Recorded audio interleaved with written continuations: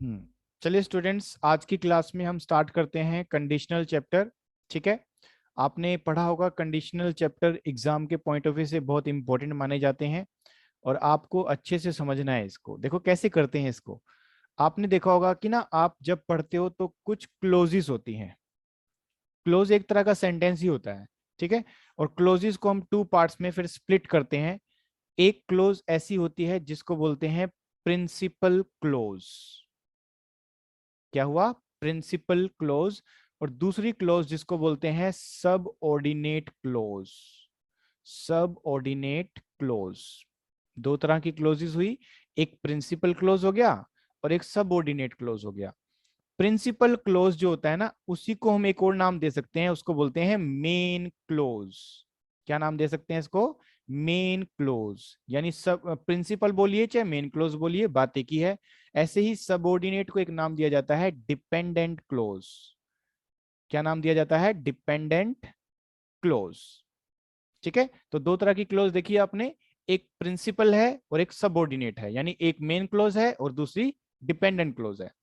अब हम क्या करेंगे, जैसे देखिए, अब बच्चे पूछ रहे हैं कि सर हमें कैसे पता चलेगा कि कौन सी क्लोज ऐसी होती है जो मेन है और कौन सी जो है वो डिपेंडेंट क्लोज है। क्लोज का मतलब सेंटेंस ही होता है एक तरह से। सेंटेंस को ही हम क्लोज बोलते हैं। जैसे मैं एक सेंटेंस लिख रहा हूं कि he is going to the park. ठीक है, कि वह पार्क जा रहा है। अब बताइए, ये एक सेंटेंस भी है और इसको हम क्लोज भी बोल सकते हैं। यानी सेंटेंस होने के साथ साथ यह एक क्लोज भी है। और अब बताइए कौन सी क्लोज आप बोलते हो, इसको हम मेन क्लोज बोले या इसको डिपेंडेंट क्लोज बोले? तो स्टूडेंट्स, आपको पता होना चाहिए ये सेंटेंस अपने आप में प्रॉपर है। इसको किसी अलग से मीनिंग की जरूरत नहीं है। हमें पढ़ने से पता चल रहा है कि he is going to park, वह पार्क जा रहा है। इसका मतलब ये सेंटेंस किसी पे डिपेंड नहीं है। ठीक है, इस सेंटेंस को क्या बोल सकते हैं हम? Main clause, principal clause. ठीक है, अब नेक्स्ट देखिए, अगर मैं लिखता हूं इसी तरह से कि if you work hard, if you work hard, अगर आप मेहनत करोगे तो, बस उसके बाद मैं चुप हो जाऊं। तो बच्चों, आपको नहीं लगता ऐसा कि अभी हमें कुछ और सेंटेंस बोलना चाहिए कि अगर आप मेहनत करोगे तो, इसके बाद एक और सेंटेंस बोलना चाहिए? मतलब ये एक क्लोज तो है, पर ये क्लोज कंप्लीट क्लोज नहीं है। इसको एक और क्लोज की रिक्वायरमेंट है, यानी ये किसी पे डिपेंड है। आगे मैं एक और क्लोज लिखूंगा तब जाके इसका प्रॉपर मीनिंग आएगा। तो मैं क्या करूंगा, ऐसे क्लोजेस को ही बोला जाता है डिपेंडेंट क्लोज, जो किसी पे डिपेंड हो। जैसे इफ यू वर्क हार्ड, अगर आप मेहनत करोगे तो, उसके बाद मुझे लिखना पड़ेगा यू विल पास, आप पास हो जाओगे। अब सेंटेंस पूरा कंप्लीट हो गया। ठीक है, तो अब ये जो क्लोज थी इसको क्या बोला जाएगा? ये डिपेंडेंट क्लोज थी। ठीक है, अब मैं एक और सेंटेंस लेता हूं। The train will not start unless या अनटिल इट गेट्स सिग्नल्स। ठीक है, ट्रेन स्टार्ट नहीं होगी और कब तक नहीं होगी? जब तक कि उसको सिग्नल नहीं मिलेगा। अब ये वाला पार्ट जो ना, कि जब तक कि उसको सिग्नल नहीं मिलेगा, ये कौन सा क्लोज माना जाएगा? ये क्लोज आपका माना जाएगा डिपेंडेंट क्लोज। ठीक है, अगर आप मुझे मार्केट में मिलोगे, उसके बाद चुप हो जाऊं मैं, तो आपको नहीं लगेगा एक सेंटेंस और बोलना चाहिए मुझे?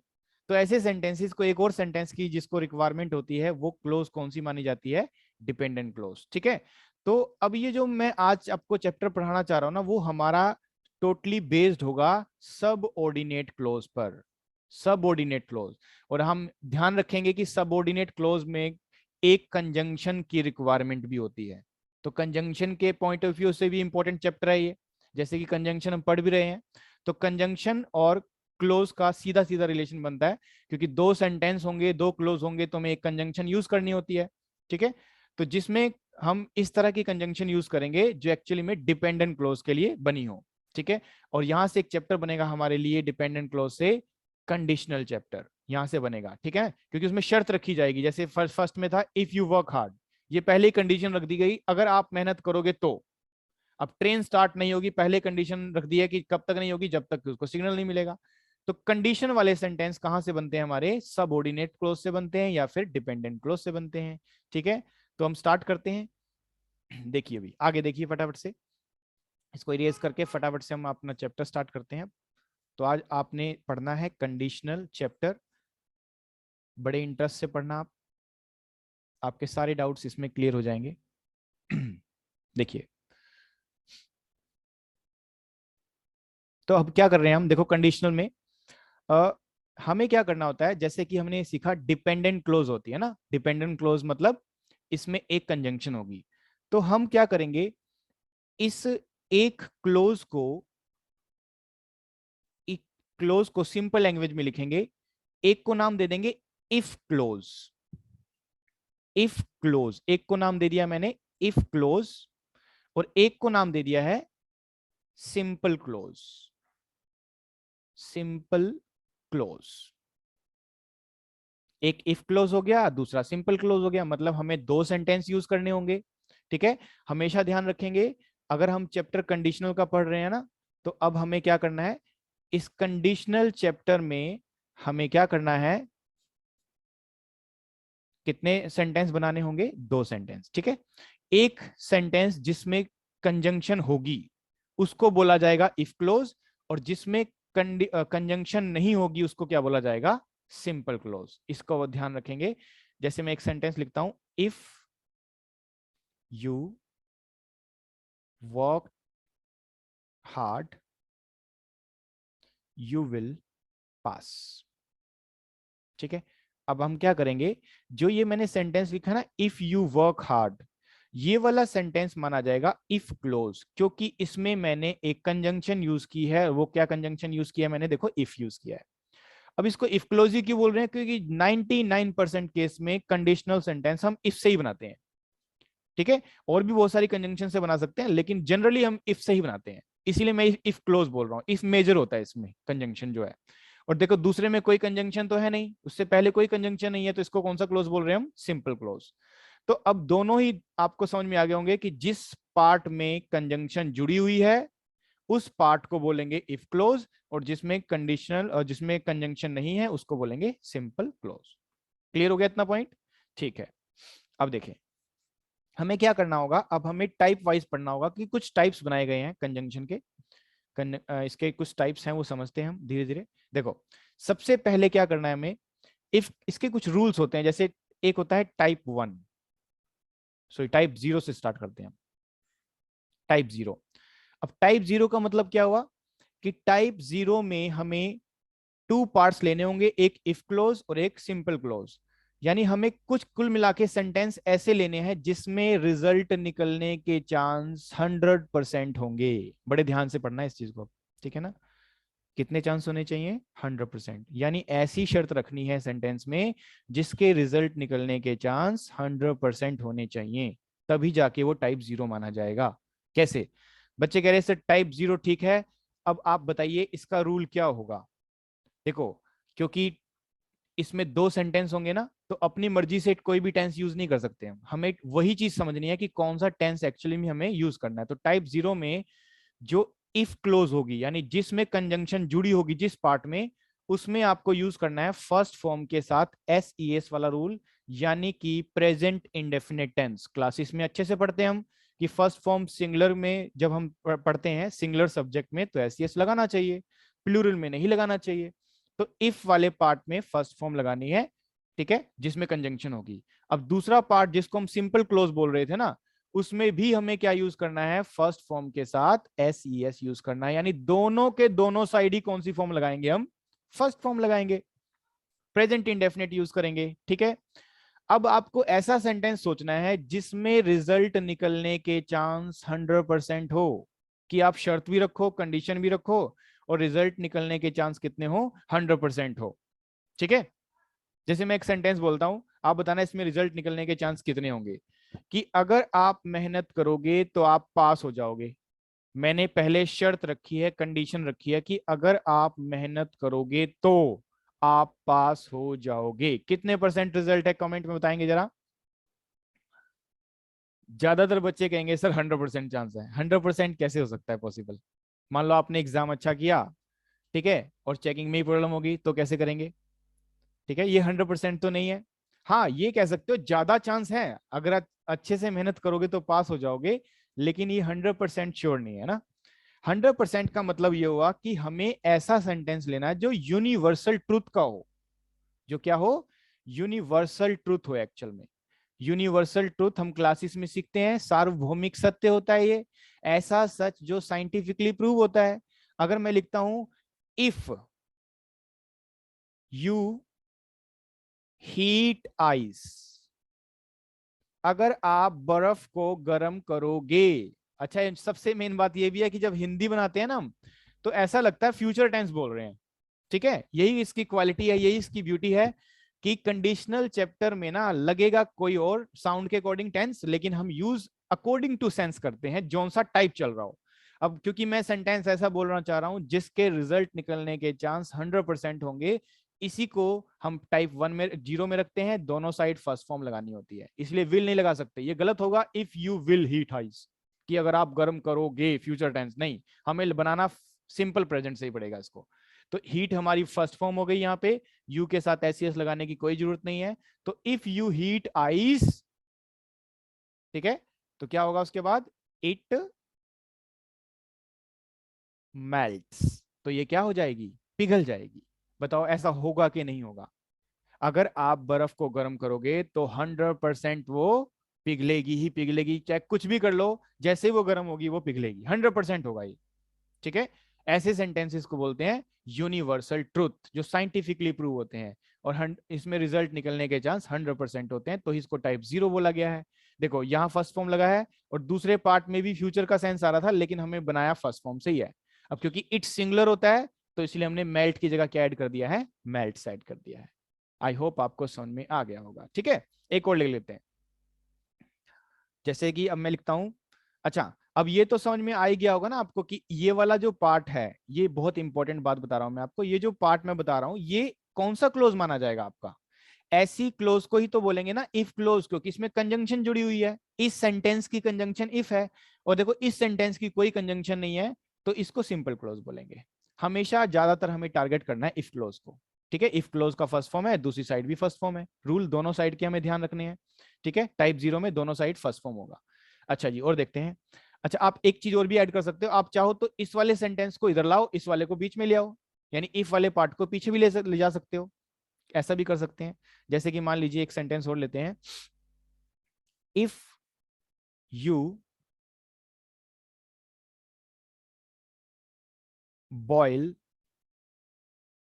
Water at 100 degree, then it,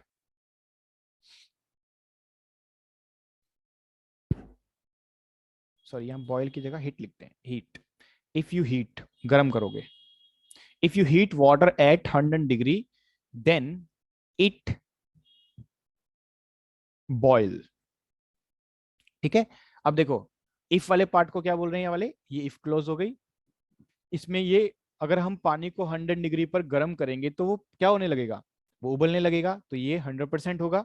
इसीलिए दोनों साइड फर्स्ट फॉर्म, तो यहाँ यू के अकॉर्डिंग हीट लिख रहे हैं, और यहाँ इट के अकॉर्डिंग क्या लिख रहे हैं? बॉइल्स लिख रहे हैं। ठीक है। अच्छा, दूसरी चीज आपको नोटिस क्या करनी है, क्योंकि कंजंक्शन में भी हेल्प करता है, जैसे आप कंजंक्शन का चैप्टर पढ़ते हो ना, तो ये जो चैप्टर है टेंस में भी इंपॉर्टेंट है और कंजंक्शन में भी इंपॉर्टेंट है, और साथ साथ क्लोजेस का नॉलेज तो पता ही चलता है हमें इसमें। ठीक है, अब मैं अगर बात करूं तो कंजंक्शन का यहां देन लगा दिया मैंने, देखो आपके एग्जाम में यही क्वेश्चन बन के आ जाएगा इसी तरह से। इसको पार्ट्स में डिवाइड कर दिया जाएगा, ए, फिर बी पार्ट, फिर सी पार्ट, और फिर डी पार्ट। तो आप सोचोगे कि सर यहाँ तो कोई मिस्टेक नहीं दिखाई दी, क्योंकि दोनों साइड फर्स्ट फॉर्म लगा हुआ है, और ये 0 टाइप बनता है हमारा। लेकिन देखो बीच में कॉमा की जगह मैंने देन यूज कर लिया, THEN, ऐसा नहीं करते हम, इसके बीच में हमेशा कॉमा यूज करते हैं। हमेशा ध्यान रखेंगे, क्योंकि हिंदी में सेंस आता है ना कि अगर आप पानी को 100 डिग्री पर गर्म करोगे तब वो पिघलेगा, या इसके बाद वो, सॉरी इसके बाद वो बॉईल होगा। तो इसीलिए ये इसके बाद का सेंस या तब का जो सेंस होता है ना, इसमें हम देन लगा देते हैं, ऐसा नहीं करना हमें, ठीक है। अकॉर्डिंग टू ग्रामरियन ये अलाउ नहीं है कि हम इसमें बीच में कोई कंजंक्शन ऐड करें, इसीलिए इफ का पेयर कभी भी देन नहीं होगा, हमें कॉमा यूज करना चाहिए, ठीक है। तो यहाँ ऑप्शन मिले तो हम यहाँ पे क्रॉस करेंगे और यहाँ पे कॉमा यूज करेंगे, देन नहीं लगाना कभी भी, THEN गलत होगा वो, बीच में कॉमा लगाना, यानी इफ वाले पार्ट में यहाँ बीच में क्या लगा सकते हैं हम, कॉमा, कोई कंजंक्शन यूज नहीं करते यहाँ पे। समझ में आ गया सबको, वेरी गुड। चलो आगे बढ़ते हैं। तो आपने इफ क्लोज ही क्यों नाम लिखा, तो मैंने आपको ये तो बता ही दिया था कि इफ क्लोज मैं इसलिए बोल रहा हूँ क्योंकि इसमें ज्यादातर चांस ये होता है कि सेंटेंस कंडीशनल जो बनते हैं ना, वो इफ वाले ही पार्ट से बनते हैं, इफ कंजंक्शन का यूज करते हैं। बच्चे कह रहे हैं कि सर कोई और कंजंक्शन भी यूज कर सकते हैं, बिल्कुल कर सकते हो आप, अनलेस यूज कर सकते हो, ठीक है, अनलेस यूज कर लो आप, बिल्कुल किया जा सकता है, प्रोवाइडेड यूज किया जा सकता है, व्हेन यूज किया जा सकता है, प्रोवाइडेड यूज कर लिया जाए, व्हेन यूज कर लिया जाए, अनलेस यूज किया जाए, तो इस तरह के कंजंक्शन आप ऐड कर सकते हो, कोई प्रॉब्लम नहीं है, ठीक है। कभी कभी तो सपोज यूज किया जाता है, सपोज या सपोजिंग, ठीक है, इन केस यूज किया जा सकता है। तो ये सारे कंजंक्शन आप ऐड कर सकते हो, कंडीशन की कंडीशन शो करने के लिए ही बनाई जाती है कंजंक्शन, ठीक है ना, तो आप ऐड कर सकते हो, पर 99% इफ ही आपको देखने को मिलेगा। चलो अब नेक्स्ट पढ़ते हैं। अब देखो टाइप, बीच बीच में मैं कंजंक्शन यूज करूंगा अलग अलग भी। टाइप 1 पढ़ते हैं, क्योंकि टाइप 0 कर लिया हमने। बेसिकली दोनों साइड के रूल आपको पता होने चाहिए, क्योंकि इसका कॉम्बिनेशन होना जरूरी है, कॉम्बिनेशन नहीं हुआ तो क्वेश्चन गलत हो जाएगा। बीच में कंजंक्शन का भी ध्यान रखना है, ठीक है। तो दोनों चीजें हैं। अब देखो जैसे टाइप 1 है, अब टाइप 1 में क्या करेंगे हम, टाइप 1 में ना एक साइड में क्या ले रहा हूं, एक साइड में इफ क्लोज लूंगा, यानी इफ वाला पार्ट। तो इफ वाला पार्ट जिसमें कंजंक्शन जुड़ी होगी, उस वाले पार्ट में मैं इफ पहले, ठीक है, हम्म, ठीक है। तो देखो अब मैं इसमें फर्स्ट फॉर्म ही यूज करूंगा, फर्स्ट फॉर्म के साथ एस या ई एस वाला ही रूल रहेगा इसमें भी, ठीक है। फर्स्ट फॉर्म के साथ एस सी एस वाला रूल रहेगा इसके अंदर भी, यानी सिंपल प्रेजेंट जिसको प्रेजेंट इंडेफिनेट बोलते हैं। लेकिन ना दूसरी साइड जो सिंपल क्लोज है, वहां रूल चेंज हो जाएगा हमारा, वहां हम लिखेंगे विल शेल, यानी फ्यूचर इंडेफिनेट बनाएंगे उसको, विल शेल के साथ फर्स्ट फॉर्म लगाएंगे इसमें, फ्यूचर इंडेफिनेट में बना देंगे, ठीक है। बट आप कभी कभी विल सेल के प्लेस पे कैन यूज कर सकते हो, आप कभी कभी मे भी ऐड कर सकते हो। तो कैन, मे और विल शैल, ज्यादा चांस है कि विल शैल यूज किया जाएगा, और फिर नहीं तो कैन और मे भी आप ऐड कर सकते हो, ठीक है। ऐसा कोई मोडाल्स नहीं लेना जो पास्ट के लिए हो, आप प्रेजेंट वाले मोडाल्स ले सकते हो, ठीक है। पर ज्यादातर विल यूज करना है आपको। तो एक साइड फर्स्ट फॉर्म, दूसरी साइड विल। हिंदी बनाते समय दोनों साइड ही फ्यूचर दिखाई देगा। अब या टाइप 1 को तब यूज करना है जब रिजल्ट निकलने के चांस 80% हो, ये गेस किया गया, ऑलमोस्ट 80 to 70%, या 90% भी हो सकता है, पर 100% तो नहीं होगा, ये कंफर्म है, 100% नहीं होना चाहिए। यानी जब रिजल्ट निकलने के चांस ज्यादा होते हैं किसी चीज के, तो हम उस समय टाइप 1 यूज करते हैं। अब वो वाला सेंटेंस ले सकते हैं हम, जैसे मैं अगर सेंटेंस लिखता हूं कि if you will work hard, then you will pass, है ना, फ्यूचर बन रहा है ना सेंस में, तो कि अगर आप मेहनत करोगे तो आप पास हो जाओगे, गागेगी, फ्यूचर इंडेफिनिट टेंस। तो इस वाले पार्ट को बोलेंगे कौन सी क्लोज है ये, इफ क्लोज, वेरी गुड। और इस वाले को क्या बोलेंगे, सिंपल क्लोज, ठीक है। अब जरा देखो, इफ में लिखा हुआ है ना, तो हमने अभी भी पढ़ा है कि इफ वाले पार्ट में भी फर्स्ट फॉर्म लगाना है, तो यहां विल लगा हुआ है, तो ग्रामेटिकली ये गलत हुआ, हमें विल लगाना ही नहीं चाहिए यहाँ पे, हमें लिखना चाहिए इफ यू वर्क हार्ड, ठीक है। दूसरी चीज क्या सीखी थी कि बीच में क्या लगाना चाहिए, कॉमा, तो देन लगाने की कोई जरूरत नहीं है, ठीक है। समझ में आ गया होगा आपको। हाँ, और क्योंकि इस साइड फ्यूचर लिखना है हमें, तो फ्यूचर लिखा हुआ है, यू विल पास, कोई दिक्कत नहीं है, सेंटेंस बिल्कुल ठीक माना जाएगा। समझ में आ गया, ठीक है। तो इस तरह से आप कोशिश करेंगे समझने की, और देखेंगे एक सेंटेंस।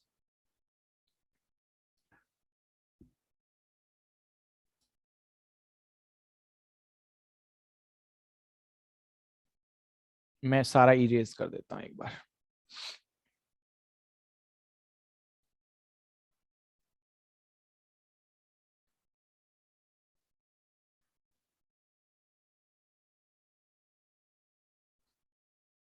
हम्म,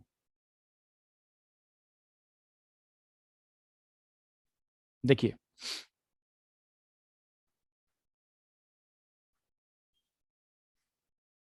देखो, अब जैसे कि मैं एक सेंटेंस लिख लेता हूं आपके लिए, कि she will help you provided you will mend your वेस। देखो, अब क्या है यहाँ पे, कि शी विल हेल्प यू, कि वो आपकी मदद करेगी, पर शर्त यह है कि यू विल मेंड योर वेस, आप अपने आप को सुधारो, है ना कंडीशन। तो कितने परसेंट चांस है कि वो आपकी हेल्प करेगी अगर आप अपने आप को सुधार लोगे तो? बच्चे कह रहे सर हमें तो बिल्कुल पता ही नहीं है। नहीं, ज्यादा चांस है, क्योंकि उन्होंने प्रॉमिस किया है तो ज्यादा चांस है कि वो आपकी मदद करेगी। ठीक है, वो एक अलग बात है, बाद में मुकर भी सकती है, लेकिन ज्यादा चांस है क्योंकि उसने बोला है। तो प्रोवाइडेड लिखा है देखो यहाँ पे, यानी ये प्रोवाइडेड किसके लिए लिखा है? आगे वाले सेंटेंस के लिए। तो कंडीशनल में इफ क्लोज हमारी कौन सी मानी जाएगी? कंजंक्शन के बाद वाली।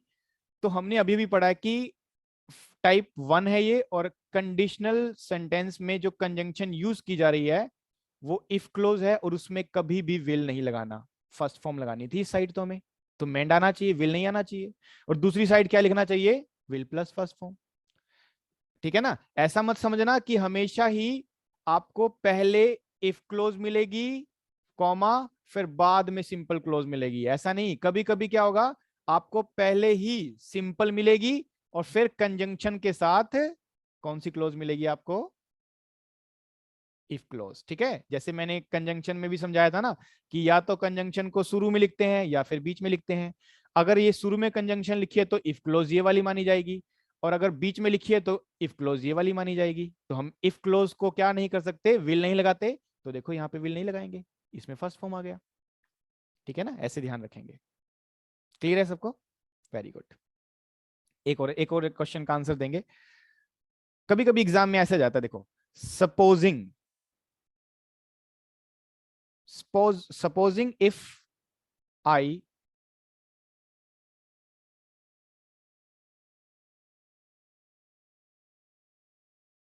call him,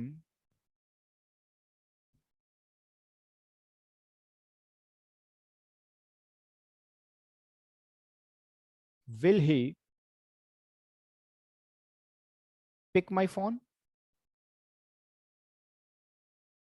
question. ठीक है, क्वेश्चन की सेंस में भी आ सकता है। अब देखो, अब यहां पे हम इफ वाला पार्ट में देख रहे हैं कि यहाँ फर्स्ट फॉर्म लिखा है तो कोई दिक्कत नहीं है, बिल्कुल ठीक है। दूसरे पार्ट में विल के साथ फर्स्ट फॉर्म लगा, कोई दिक्कत नहीं है, भी ठीक है। लेकिन हमारा कंजंक्शन बिगड़ गया यहाँ पे। कंजंक्शन वाले चैप्टर में ऐसे बहुत क्वेश्चन दिखाई देते हैं आपको।